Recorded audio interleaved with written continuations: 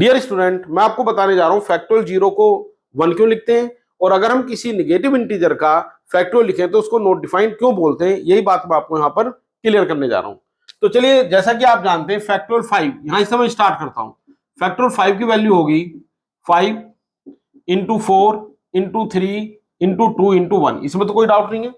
अगर मैं फैक्टोरियल 4 की वैल्यू लिखूं तो आप जानते हैं फैक्टोरियल 4 कहां से स्टार्ट होगा, it will start from 4। Means जो भी फैक्टोरियल 5 की वैल्यू है उसमें से आप 5 को डिलीट कर दीजिए, उसको रिमूव कर दीजिए।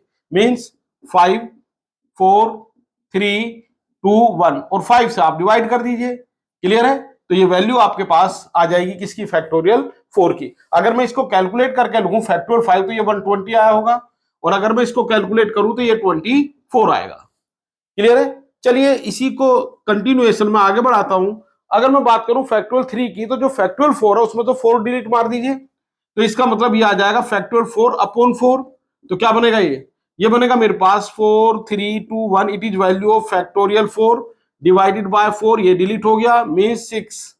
इसके बाद प्रोसीडिंग सिमिलरली फैक्टोरियल 2, ये क्या होगा, फैक्टोरियल 3 डिवाइडेड बाय 3।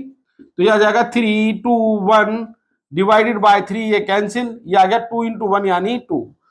इसके बाद हम पहुंच गए किस पर, फैक्टोरियल 1। ये क्या होगा, इससे जो नेक्स्ट इंटीजर था मतलब फैक्टोरियल 2, उसको फिर 2 से डिवाइड कर दीजिए। यही मेथड चलता आ रहा है। फैक्टोरियल 4 के लिए हमने फैक्टोरियल 5 को 5 से डिवाइड किया, फैक्टोरियल 3 को फैक्टोरियल 4 को 4 से डिवाइड किया। ऐसा मैं इसलिए कर रहा हूं कि मैं समझना चाहता हूं वाई फैक्टोरियल 0 इज 1। तो क्या बना अब ये आ गया मेरे पास 2 इंटू 1 अपॉन 2, यानी कुल मिलाकर आ गया 1। 2 से 2 हो गया कैंसिल। अब हम आ गए अपने कॉन्सेप्ट पर, फैक्टोरियल 0। फैक्टोरियल 0 से नेक्स्ट इंटीजर क्या था, 1। तो अगर इसी मेथड को देखें तो फैक्टोरियल 1 को डिवाइड हो जाना चाहिए 1 से, और फैक्टोरियल 1 क्या है, 1, और 1 से डिवाइड होने के बाद फाइनल आंसर आएगा आपका 1। तो इसलिए फैक्टोरियल 0 की वैल्यू भी आपकी क्या आने वाली है, फैक्टोरियल 0 इज 1, और फैक्टोरियल 1 भी क्या है आपका 1। अब हम बात करते हैं कि ये जो नेगेटिव इंटीजर है इनका फैक्टोरियल डिफाइन क्यों नहीं है। इसी मेथड को आगे बढ़ाइए, फैक्टोरियल -1।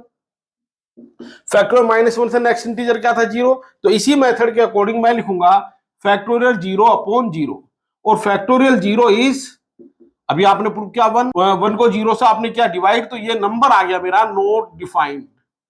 अब अगर मैं माइनस फैक्टोरियल 2 लिखूं तो वो भी क्या आएगा, नॉट डिफाइंड, क्योंकि वो डिपेंड करेगा फैक्टोरियल -1 पर। तो इसका मतलब आप कह सकते हैं फैक्टोरियल -2 फैक्टोरियल -3, इसके बाद जितने भी आप निगेटिव इंटीजर लिखेंगे और उनका फैक्टोरियल, तो वो सभी क्या होंगे, नॉट डिफाइंड।